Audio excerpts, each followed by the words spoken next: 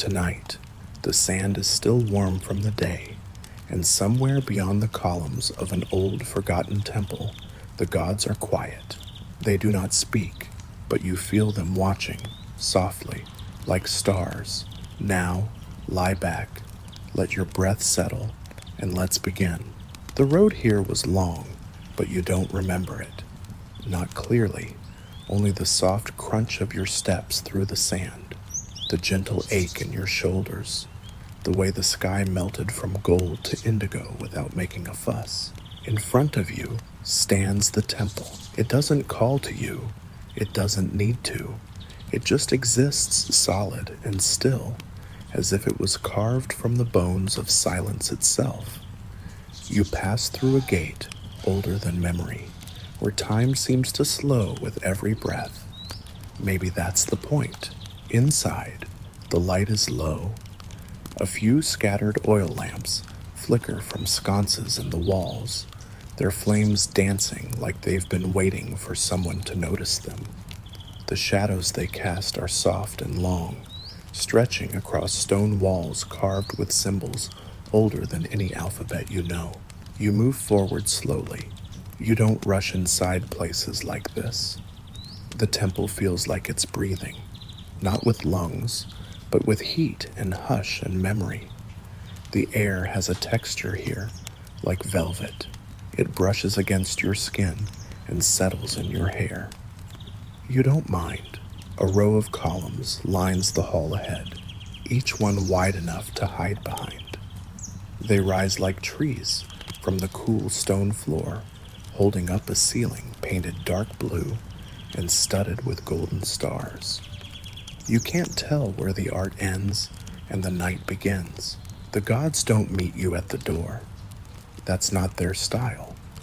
But you feel them, not watching like judges, but witnessing quiet, patient, ancient, like someone sitting on a porch at dusk, simply noticing the shape of your footsteps. You wonder for a moment what this place used to be, a home for the gods, a shelter for dreams, a waiting room for the soul. Maybe all of it, maybe none.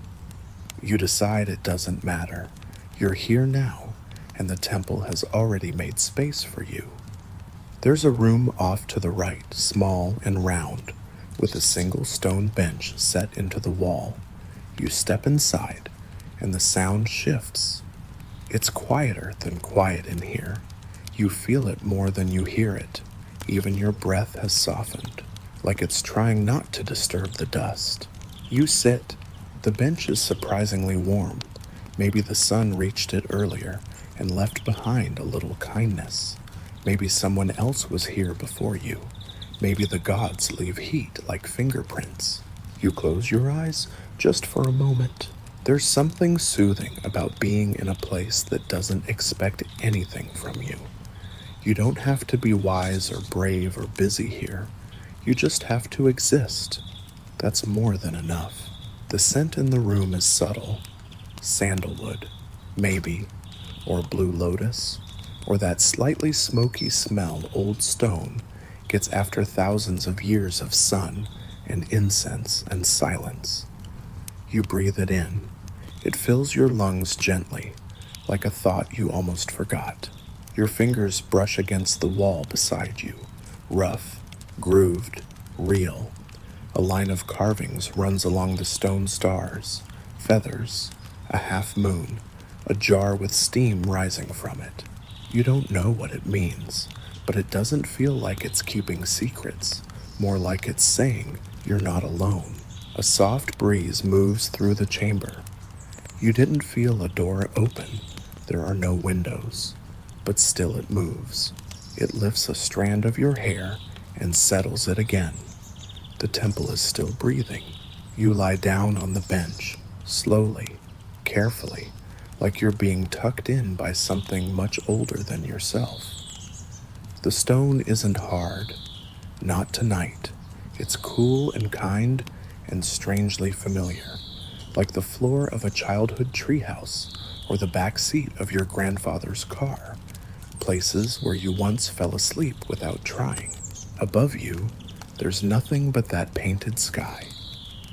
Nut, the sky goddess, arches across the ceiling, her skin dark blue, her body curved like the dome of the heavens. Tiny stars dot her form like freckles. Her fingers and toes touch opposite ends of the chamber, holding everything in balance. She doesn't blink. She doesn't move.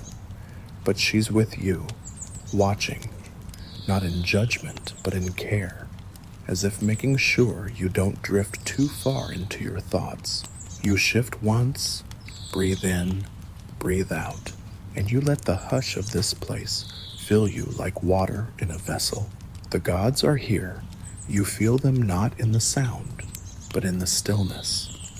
They watch you not for what you'll do, but for who you are in the quiet. And tonight, they ask nothing of you. You wake without waking, not with a jolt, not with a gasp. You simply become aware that you're being seen. The room hasn't changed. The painted stars above you are still the same gentle glow. The warm scent of lotus and lamp oil still hangs in the air, unbothered. But something has shifted, just a little, like someone quietly walked into the room and sat down without saying a word. And maybe they did. You don't open your eyes right away. There's no need. The feeling is soft, like a wool blanket laid gently across your chest. There's no fear in it, just awareness. You're not alone. Eventually, you do open your eyes, and what you see is not surprising, exactly, but still beautiful in a way that makes your breath catch. The statues are here now, 3 of them, lined against the far wall, though you didn't hear them arrive. They're tall, graceful, carved of black stone and veined marble. One wears a falcon head crowned with a disk of the sun. One bears the gentle features of a woman, her headdress shaped like the throne of heaven. The third has the face of a jackal, his gaze tilted ever so slightly downward, right toward you.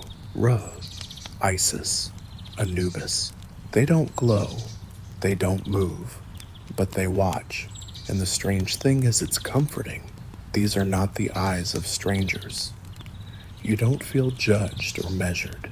You feel acknowledged, like someone who's come home after a long walk and is met with a warm nod, no questions, just recognition. The falcon-headed one, Ra, seems to catch the light even when there isn't any. His form is still as stone, yet you swear he hums with heat, the warmth of 1,000 dawns, the promise of morning, the steady rhythm of days passing. He watches not to command, but to remind you the light always returns. Isis is different. Her gaze holds you like a lullaby. There's something mothering in her stillness, not soft in the fragile way, but soft like moss-covered stone. She looks as though she's been holding hearts longer than anyone can remember, and you realize, oddly, that if you cried here, she'd hold the shape of your tears forever. Anubis is quietest of all, his posture relaxed, his expression unreadable. But there's something in the tilt of his ears, the way his eyes never blink. He is here not to test, but to witness, to stay, like a guardian dog at the foot of your bed who doesn't need you to explain your dreams, just to know you had them. You shift slightly on the bench, not to move away, but to breathe deeper. Their eyes are always open, always, but not because they're incapable of rest. No, they stay open for you, to remind you that even in your most vulnerable moments, your sleep, your silence, your sadness, you are not forgotten, not lost, not invisible. The gods of Egypt were many things: protectors, warriors, weavers of magic, keepers of cosmic balance, but they were also watchers, not in the haunting way in the Eternal One. You wonder, for a brief moment, how many others have slept here, how many breaths these statues have counted, how many heartbeats they've heard slow into sleep.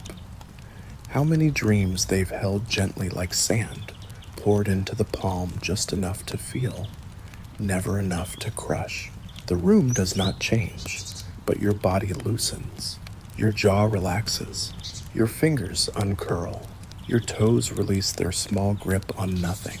You are not performing here, not trying, not achieving, not improving, just existing. And their eyes, they see that, and they stay open, just for that. Even gods need something to hold on to. You think maybe your breath is a kind of anchor, a rhythm in the vast ocean of stillness. And so you breathe again, slow and steady and held. The stone beneath you doesn't feel like stone anymore. It holds your shape gently, like sand pressed by bare feet, like a bed that remembers every sleeper without ever asking their name. It doesn't cradle you the way a pillow might, but there's comfort in its simplicity. No pretending, no decoration, just presence. This was once the bed of a priest, maybe, or a dreamer, or a scribe who fell asleep mid-thought, with a reed pen still tucked behind his ear. Someone who knew this place not as a temple, but as a home. And now it is yours, if only for a while. Your arms lie at your sides. One hand touches the stone, the other rests across your belly, rising and falling in time with your breath. The air is still, and yet it feels like it's listening. Above you, Nut continues her endless stretch across the sky. Her limbs frame the room, her belly arched like a great vault of stars. The ceiling painting is cracked in places, softened by centuries of candle soot and desert wind, but she's still there, holding everything together. They painted her not to impress, but to remind that even the sky can be gentle, even the vast can be intimate. You imagine the priests brushing blue onto the plaster with slow, reverent hands, knowing the goddess would live there forever, night after night, keeping watch. Maybe one of them had a favorite star, a single dot of gold near her elbow that reminded him of someone lost. Maybe that's the star you're looking at now. The edges of the room blur a little, not from sleep yet, not quite, but from stillness. Your body isn't quite sure whether it's dreaming or not, and it doesn't mind. The temple doesn't need you to know. A breeze faint as a sigh moves across your face. No door opened, no curtain stirred, but the air shifts, and in that shift, you smell something new. Olive oil warmed by fire, crushed mint, the faintest trace of honeyed resin, a scent that feels like kindness, a scent you've never known and somehow always missed. You turn your head slightly, just enough to see. On the far end of the room, beside a small niche in the wall, there's a shallow dish terracotta, uneven, handmade. It glows with soft oil light, the wick steady, its tiny flame dancing in rhythm with your breath. Beside it, a folded cloth, neatly laid, a bowl of water, still and dark, a reed pen, its tip stained and resting on an unfinished scrap of papyrus. Someone meant to come back, or maybe they left it for you. You don't move, but you feel it. The sense that you've stepped into a story already halfway told, and the gods are happy to let you finish it any way you like.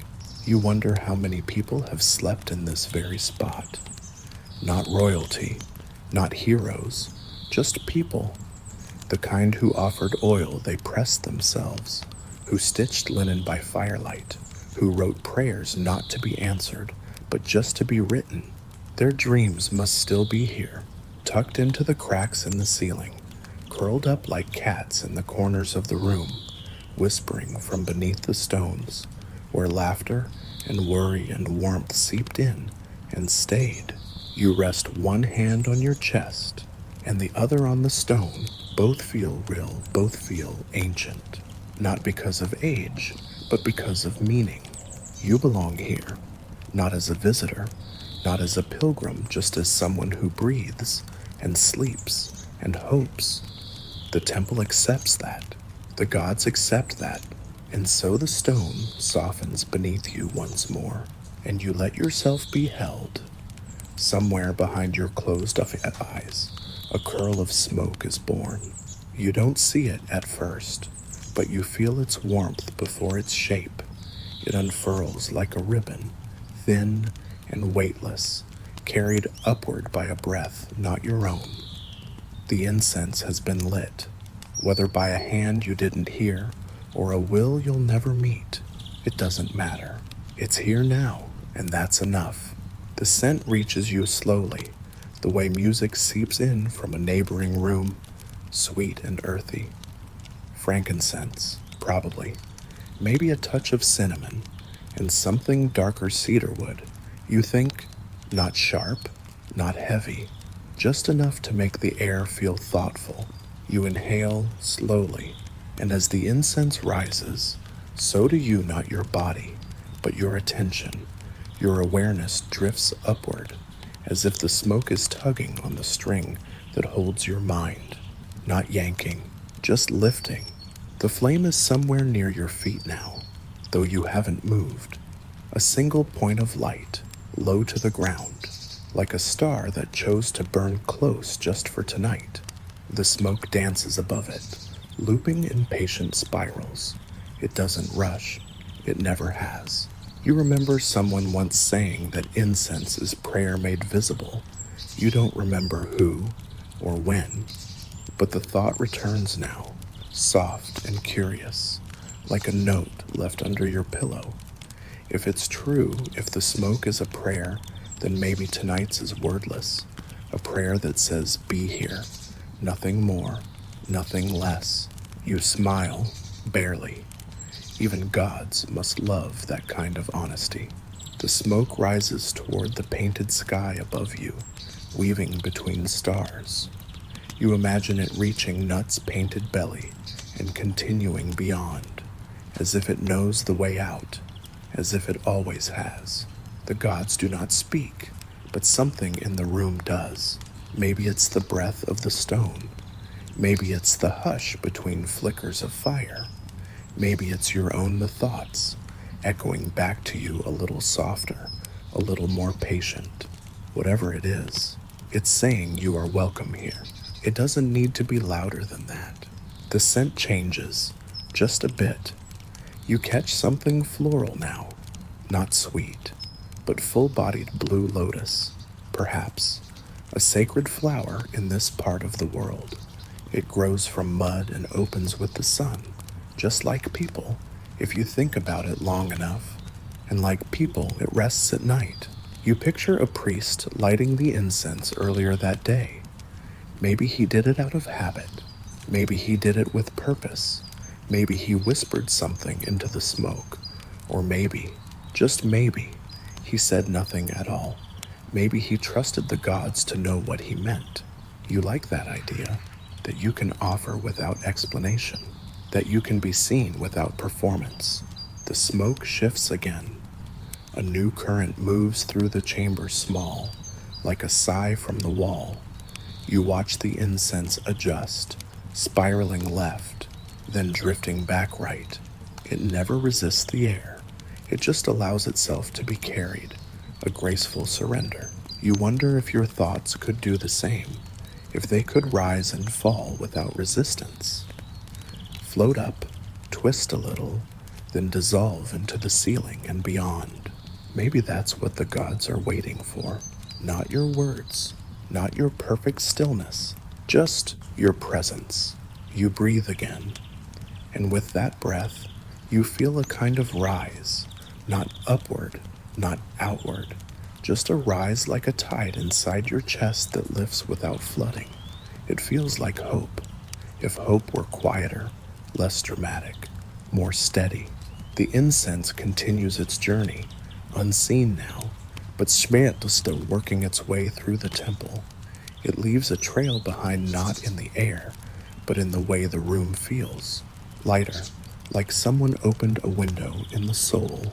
You notice it without knowing why. A small weight, not heavy, not sharp, not even particularly warm, rests just beside your chest, where your rib cage rises and falls with each breath.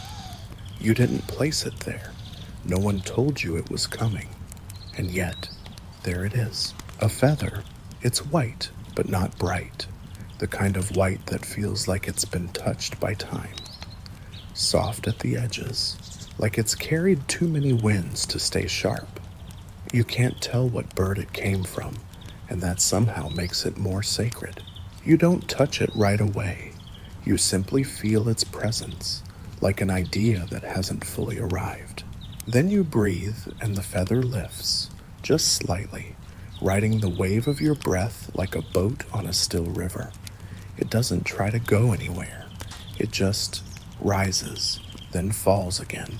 And suddenly, you remember the feather of Ma'at. In ancient belief, the gods weighed a person's heart against a single feather, not to punish, not to condemn, but to determine balance, harmony, truth. If your heart was lighter than the feather, you were free. If it was heavier, you had work to do. But no one's holding scales here. No one's judging you. The feather doesn't arrive as a test. Tonight, it's an invitation to breathe gently, to think softly, to remember who you are when no one's looking. You open your eyes just enough to see it clearly. The feather lies over your heartbeat, moving with you, as if it's measuring not your worth, but your rhythm. It makes no demands. It simply listens. The gods don't hover nearby. They don't peer over your shoulder, but you can sense that they are aware of this moment, this exact breath, and that it matters.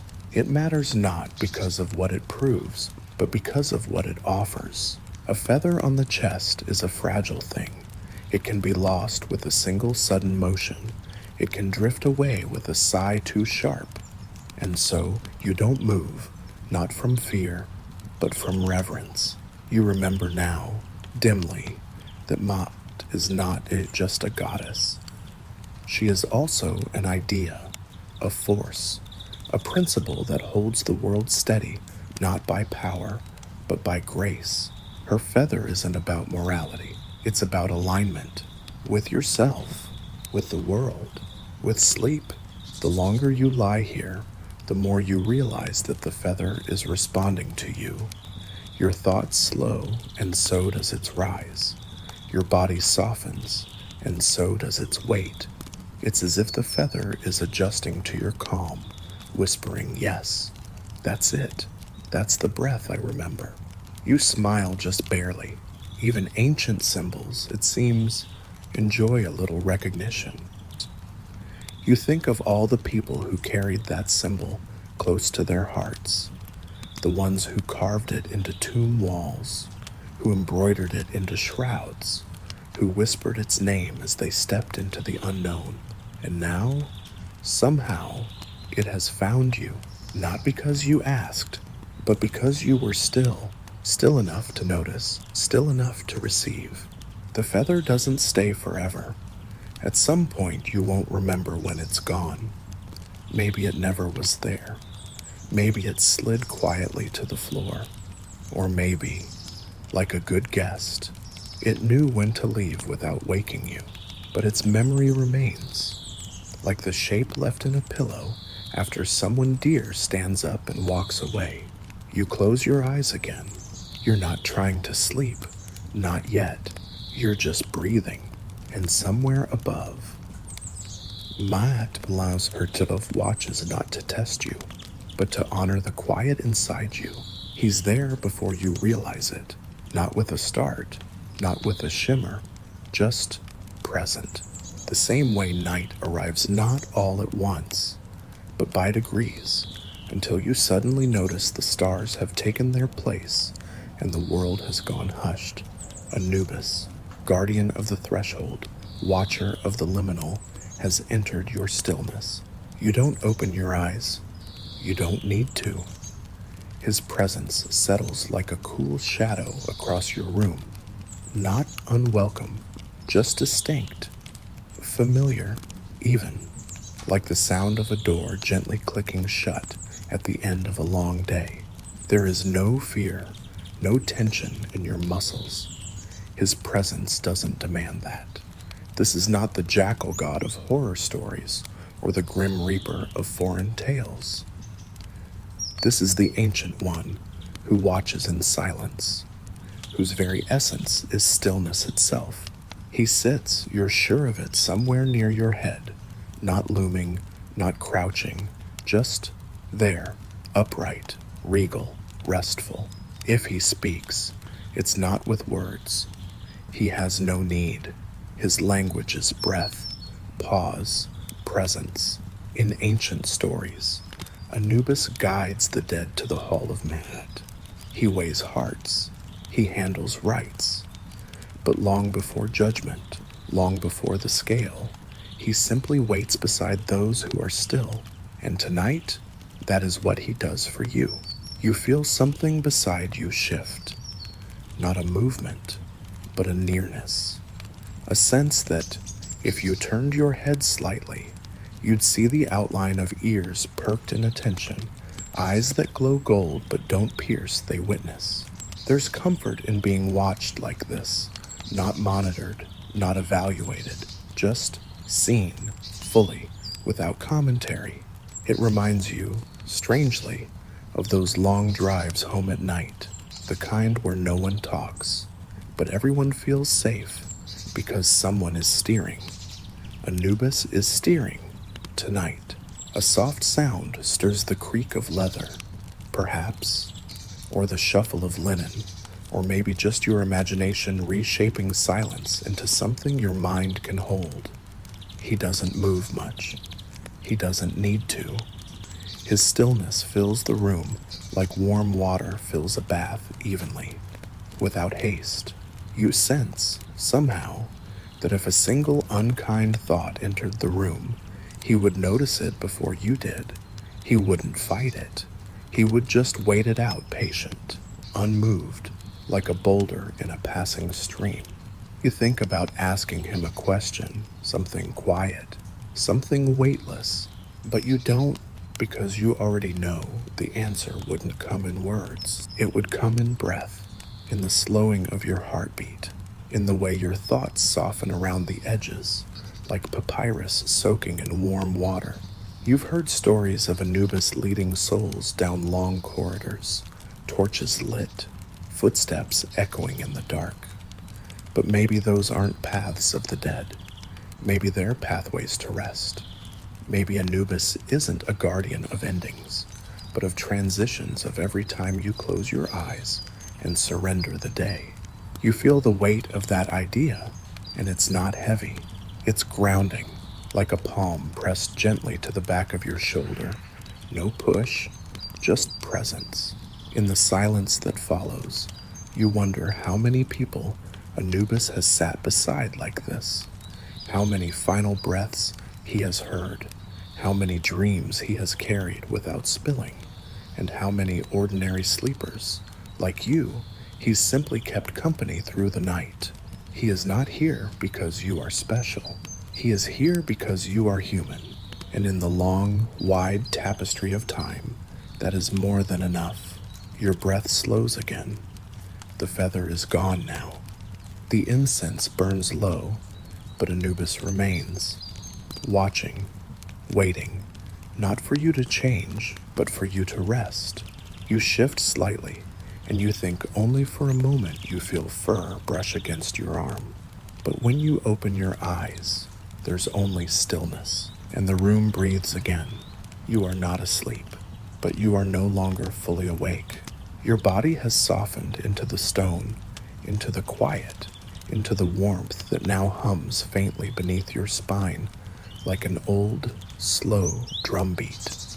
You haven't moved in what feels like hours, or minutes, or a moment that stretched like a ribbon across eternity. This is where dreaming begins, not with pictures or stories, but with surrender.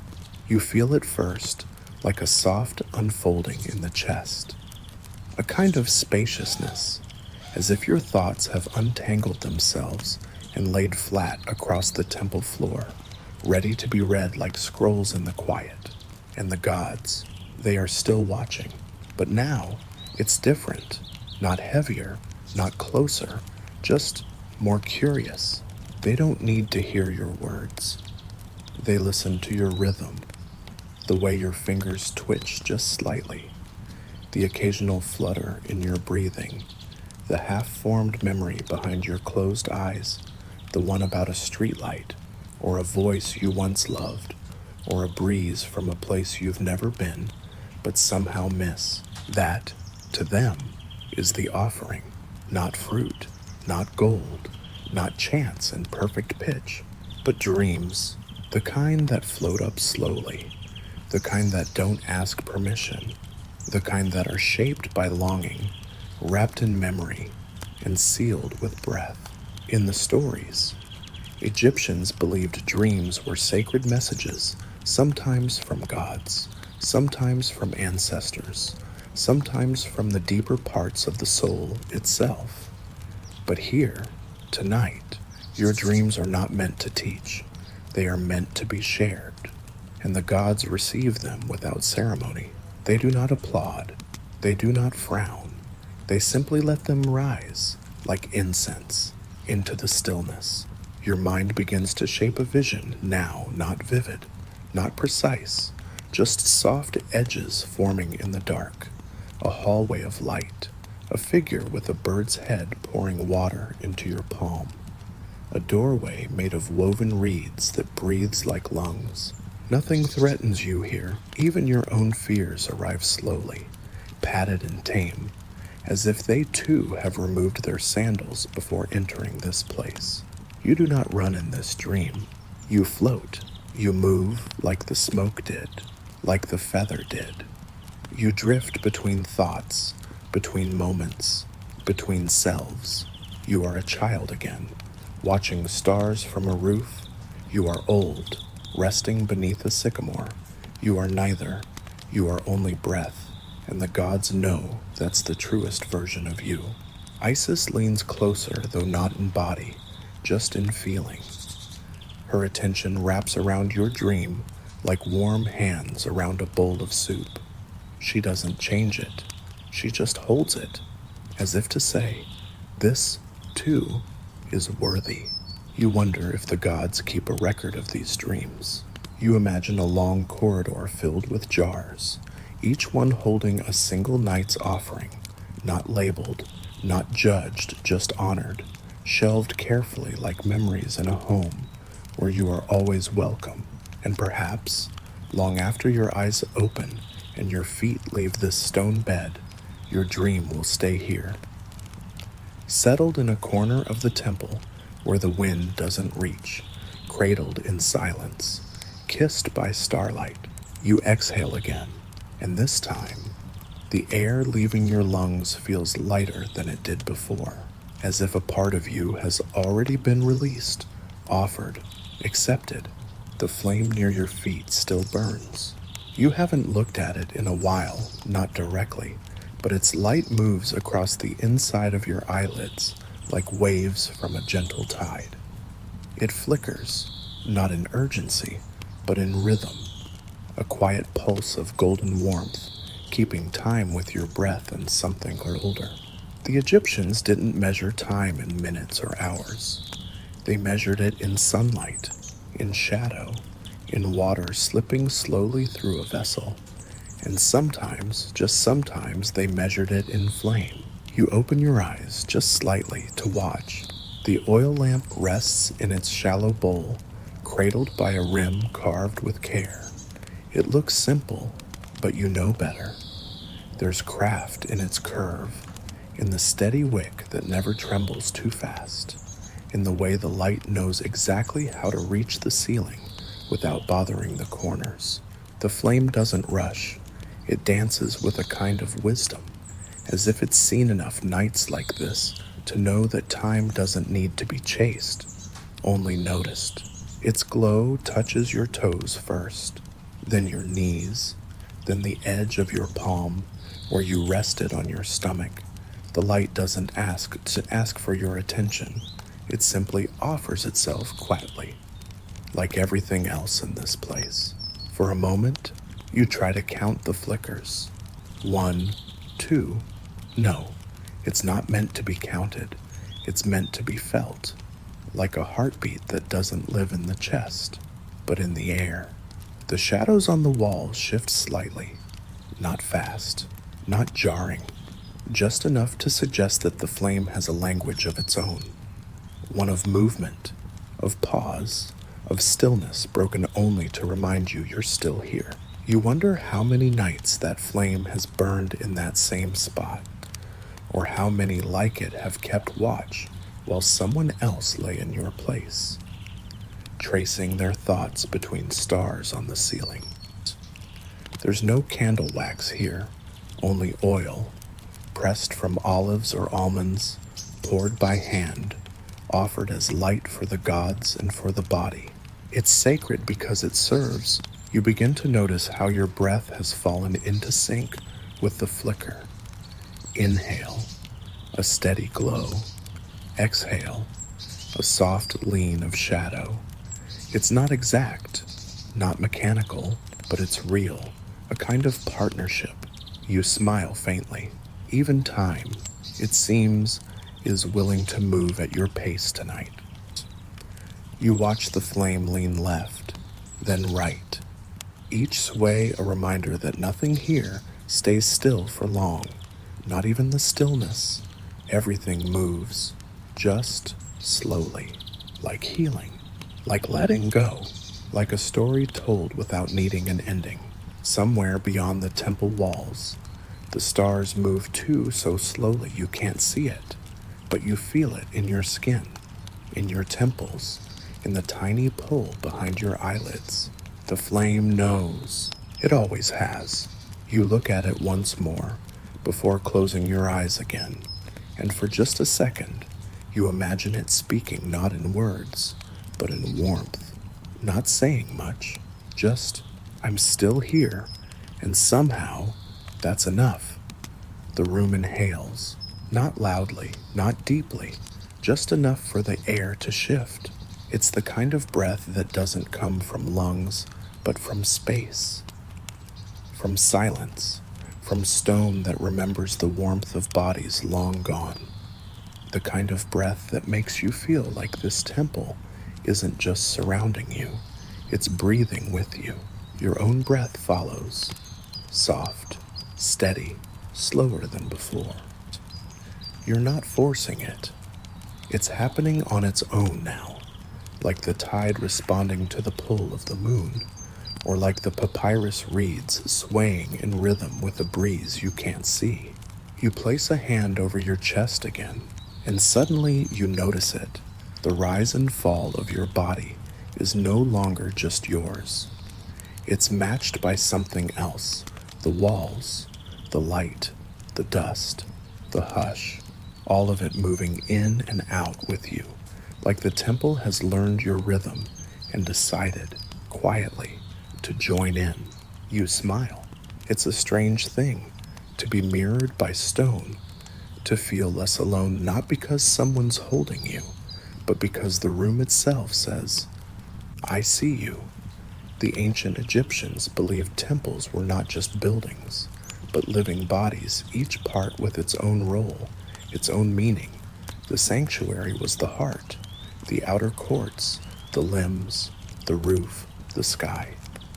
And when prayers were spoken, when incense rose, when candles flickered, the temple came alive. Tonight, that feels more true than ever.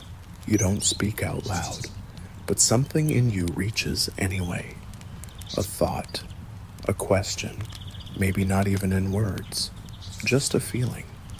Am I okay? You don't expect an answer, but something in the space between breath and stillness says you are here, and that is enough. That's the kind of answer that doesn't change your world. It just reminds you you're allowed to have one. You stretch your fingers slightly against the bench beneath you. It responds not physically, but energetically, as if the stone is exhaling with you now, as if every sleeper before you left behind a little bit of their breath, and the temple has learned to keep it going. You imagine the temple not as a monument, but as a friend, a quiet friend, the kind who doesn't ask questions, who just sits with you in silence when everything else feels too loud. Even your thoughts have softened. They still arrive, but now they float instead of pressing.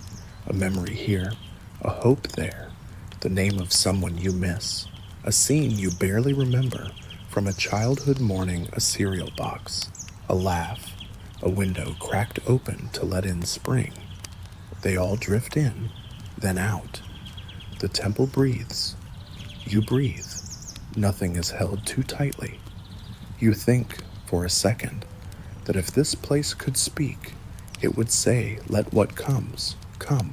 Let what goes, go." You exhale slowly, and in that moment, even the shadows on the ceiling seem to pull back, as if the temple itself wants to give you more room. You close your eyes, and for a breathless second, it feels like the whole temple is lying beside you, shoulder to shoulder, breathing in time.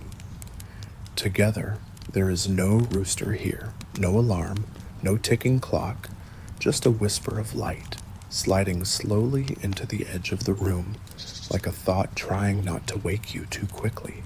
It comes from the east, where the columns stand tallest, those massive stone guardians who haven't moved in thousands of years, yet somehow always seem to lean toward the morning.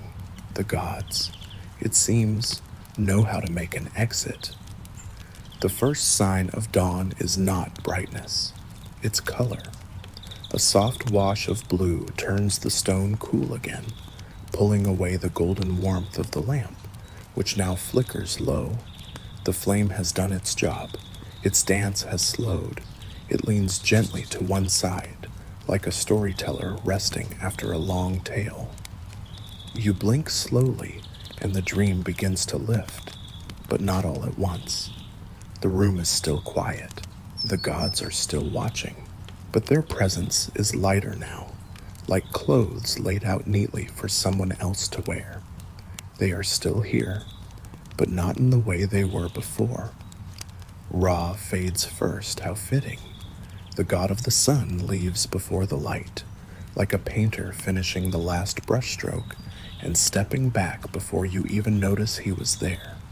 Then Isis, who feels like a lingering scent of lavender on skin. She doesn't go so much as withdraw gently, tucking herself behind your thoughts, where you'll still feel her later when someone speaks kindly to you, or when you remember something soft and don't know why. Anubis stays the longest. Of course he does. You imagine him standing now, stretching his limbs with the silence of a creature who's been still for a long time. He nods not as farewell, but as agreement, as if to say, "You made it through the night. That's more than enough." You feel him disappear, not like a door closing, but like a hand being lifted slowly from your shoulder. The weight gone, the warmth still there. You stretch barely. Not a big movement, just the kind of small adjustment that lets your spine realign with the world. The temple feels it. You know it does, because the breath you share with it begins to slow, not from exhaustion, but from completion. The feather is gone. The incense is ash. The dream has folded itself into the walls, but you remain present, grounded, watched and released. You sit up slowly and notice that nothing has changed, and everything has. The ceiling still holds its stars, the floor still holds your warmth, and the gods they've returned to the stone. Still quiet, patient, but somehow you know they're never really gone, just quieter. Their eyes may close in daylight, but their knowing never dims. And as you take one last breath in the temple, you offer something back, a thank you, maybe, a memory, a dream, not yet finished. You step toward the door, where the morning waits. The sun isn't up yet, not fully, but the light has begun to write its name across the dunes, and it is good. The gods, now still as stone, don't follow. They don't need to, because some part of you is still lying there beneath Nut's stars, beside the dish of oil, across the stone warmed by silence and sleep. And maybe that's the part that dreams for you, when you can't. The temple is behind you now, but it hasn't left you. As the air outside cools and the sky begins to blush with morning, something within you stays quiet. Not the kind of quiet that comes from being empty, but the kind that comes from being full in all the right ways. You are not rushed, not by light, not by time. The gods who watched over you through the night are no longer beside your bed, but somehow you still feel them, not as voices, not as shadows, just as knowing, as presence. You carry them now, in your breath, in the stillness behind your ribs, in the softness of your step as you move into whatever this day might become. Not every day will feel like a temple, but every breath can still be sacred. Every pause can be a prayer. Every slow blink, a blessing. You may not lie on ancient stone tonight, but you can always return here in your mind, in your breath, in your sleep, because the gods of Egypt never watched you to measure your worth. They watched you to remind you that you're not alone, not in sleep, not in silence, not even in stillness. So as you rise, take with you a little of that sacred hush. Let it live in your chest today. Let it guide your pace, your voice, your kindness to yourself. You are seen, you are held, you are safe, and you do not walk alone. You've got this. Let's start your day full of energy.